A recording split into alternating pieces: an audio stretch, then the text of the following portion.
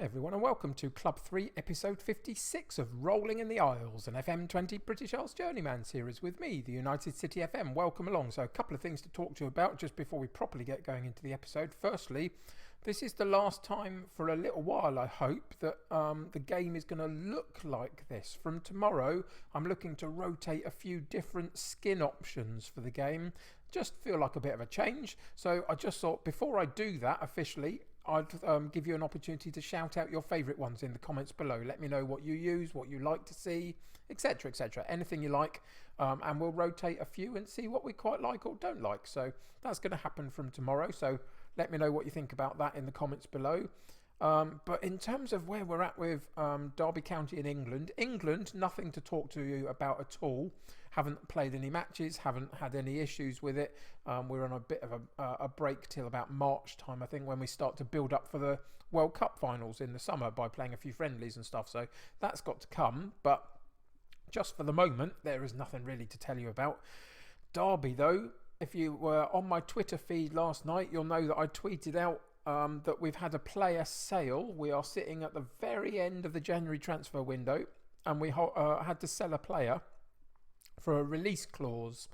And unfortunately for us, the player in question was pretty much the best one that we had. In the end, we had no choice but to sell Manuel Noll, our right-sided option, 21-year-old German international, 39 caps for Germany at the age of 21. That shows how good he is.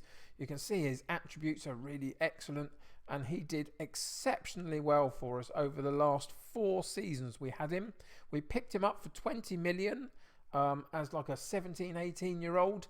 He played a bunch of games for us and did really, really well. We had him on a release clause. Unfortunately, he wanted one in his contract. We set it to 103 million.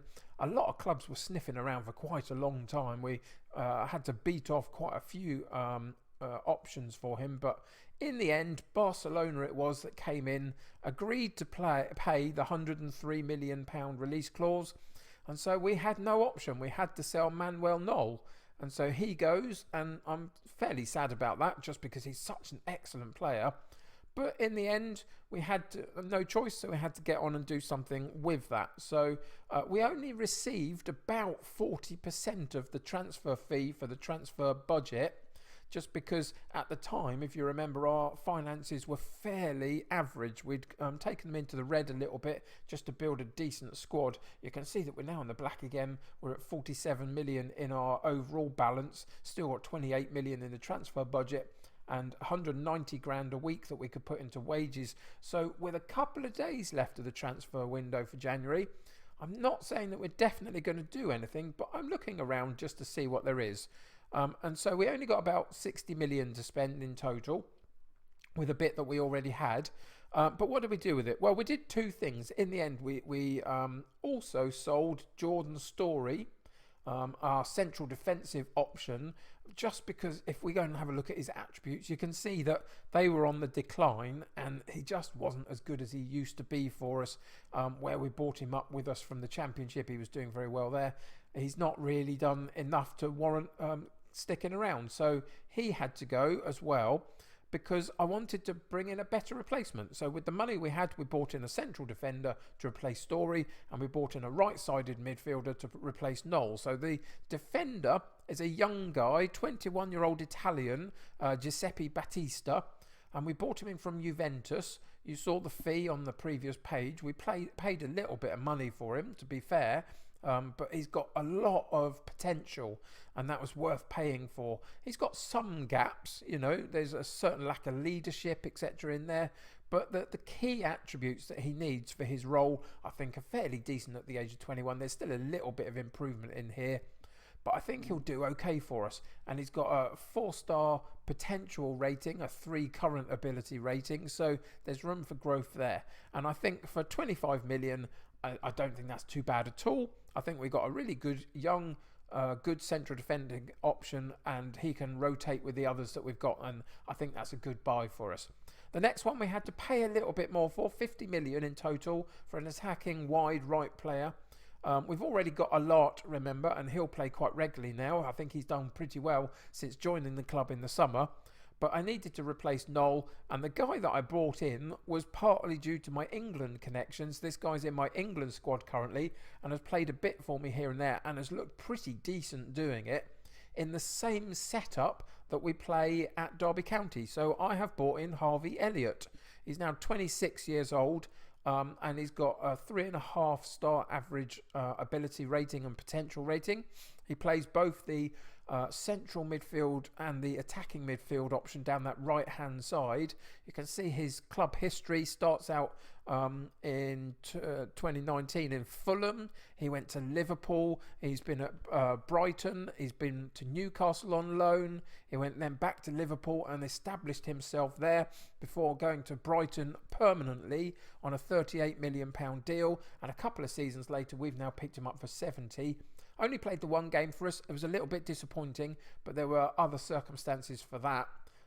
So he hasn't had the best of starts, let's say, with that one game, but he's got plenty of chances now moving forward with rotating with Alart down that right-hand side to see if he can establish himself. And I think he's a decent option. He's an English option, which helps us keep the core part of our squad English, which is important.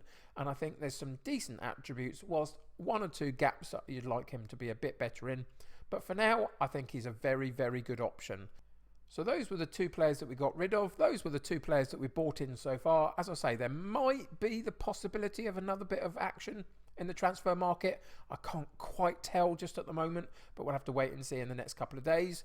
But that brings us to current form, and it's been pretty decent. We had a bit of a blip in the middle of January. Last time you and I were together was for Newcastle, where we got a really great 2-1 win, having gone behind.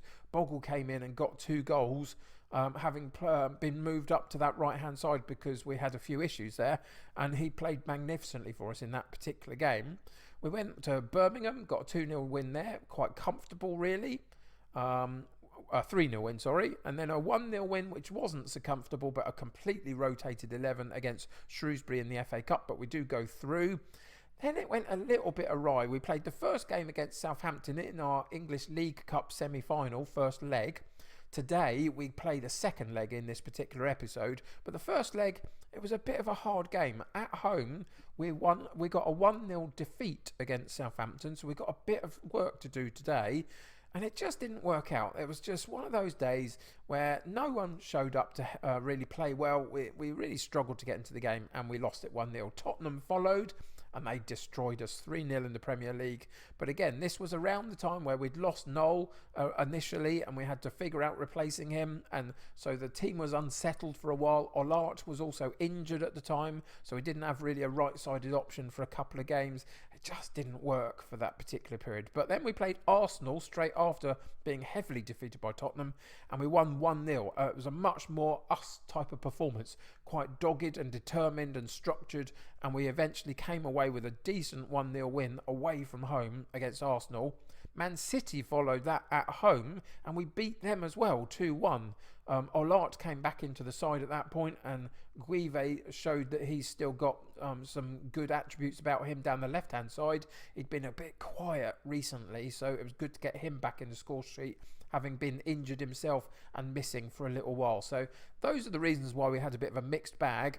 But players are beginning to come back now, which is really important. And then the last game that we had just before today was we had a 1-1 draw against Fulham in the 4th round of the FA Cup. So unfortunately it means a replay into our schedule, which is disappointing. It was away from home.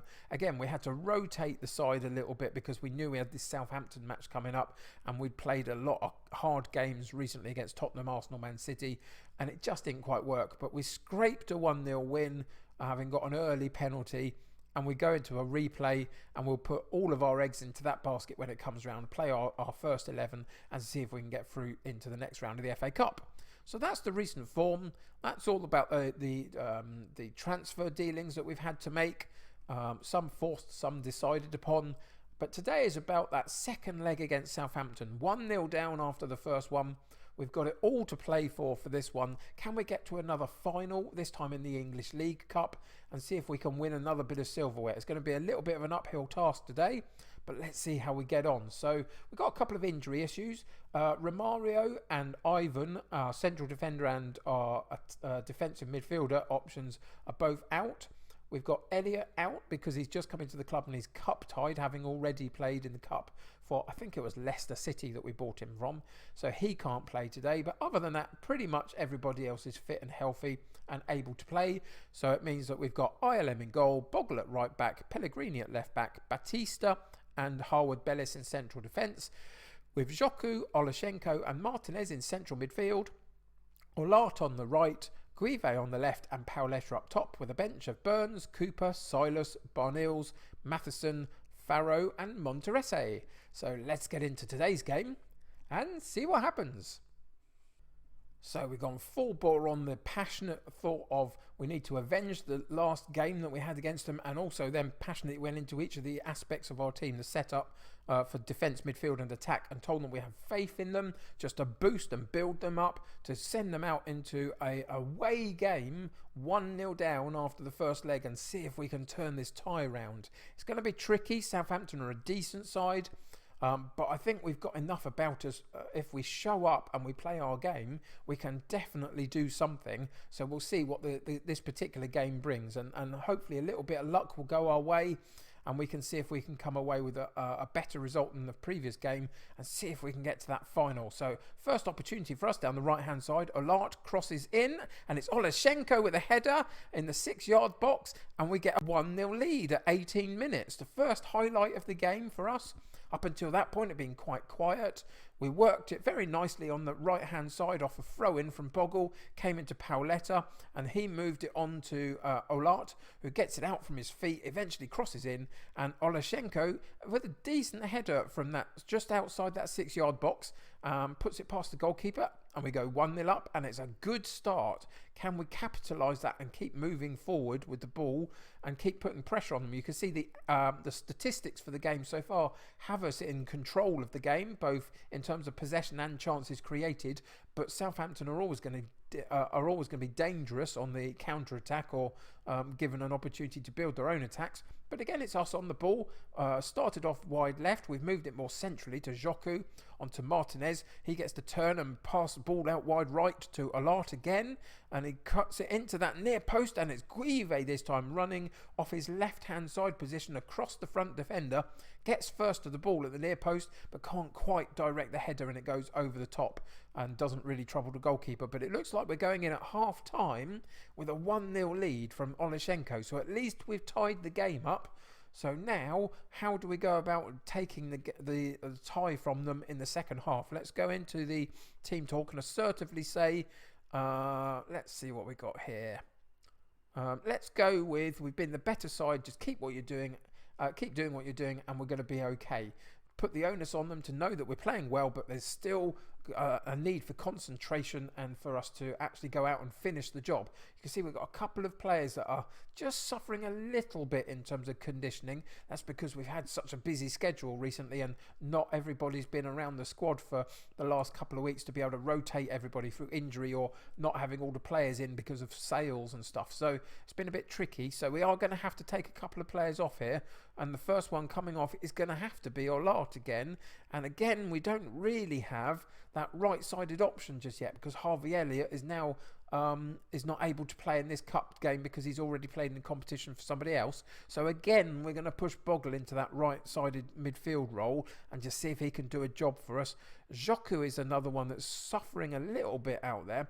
Problem is today we don't have Ivan on the bench because he's picked up a bit of a knock. So I think we're going to have to leave Joku there because we've got nobody else on the bench that really plays that holding role. So we're going to have to change a couple of more attacking players and see if that can take the emphasis on from Southampton in terms of the rest of the game. So we're going to take off Martinez and put in Barnils, and then we're going to take off Guive and put in Farrow.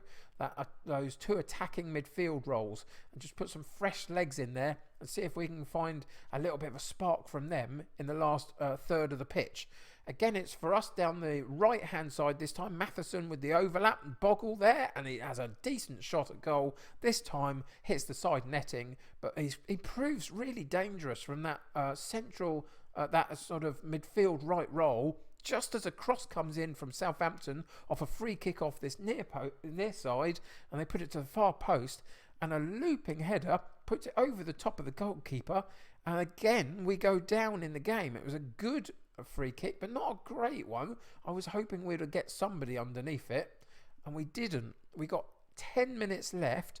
We're now 2-1 down in the game, and we have to do something about it. So we're going to go into our tactics, and the problem now, of course, is we've got these two right-sided fullbacks playing in the right-sided option. So if I go in our 4-2-3-1, it means Bogle has to play right up on the attacking midfield line, which he's not great at, but I don't see that we've got much of a choice. We have to push the game. So we are going to go into our very attacking version of the Gegenpress. Bogle will have to do a job down that right-hand side. Once we come out of this particular setup, we can go into the shouts and tell them to all push forward. And then we've got 10 minutes or so to see if we can create one chance. And it's Southampton with the ball on the far side in a corner kick. So this is going to look dangerous unless we can clear the ball well and pick it up and counter-attack, and we don't. The ball comes back at the goalkeeper for a second time. Fortunately, this time he gathers it very nicely. Can we set ourselves up an attack with 2 minutes left of the game? And we can't.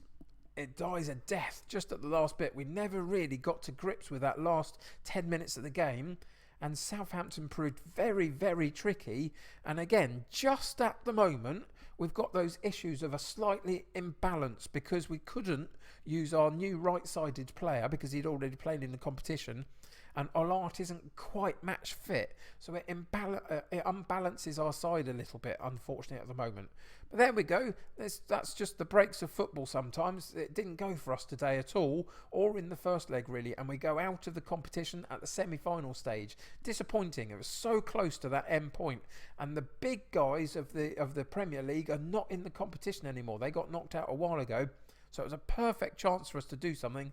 Couldn't quite manage it. So we're going to have to say that it wasn't quite good enough today and try and boost them for the next game to come back better than they have been today, and Southampton move into the final. And so fair play to them. Well done. I wish them well for the final itself, but disappointing for us today. We get a bit of money. We've got some fitness concerns that we're being raised about. We've got Olart who shined but then had to be taken off because he was just suffering a little bit, and we need to protect him moving forward. And so just a little bit of a damp ending to a reasonably good game, and we didn't quite work. There we go. That's just the way it is. So a little bit of a blip in our form. We come back to Bournemouth for the next game in the Premier League, so that's important. And then we had the FA Cup replay against Fulham, so we need to win that. But you and I are going to come back for the Chelsea match in the middle of March. And just see where we're at by then, and I'll be able to talk to you about who we've been drawn against in the knockout phase for the Europa League as well at that point, because at the moment that hasn't been drawn, so I don't know. So yeah, I hope you'll join me for that.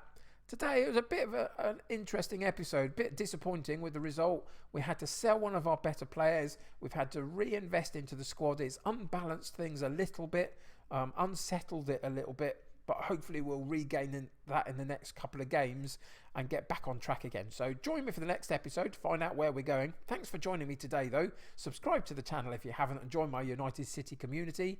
And press that like button if you can, and help me get seen by lots of other people. Till next time, though, take care of yourselves. I'll see you very soon.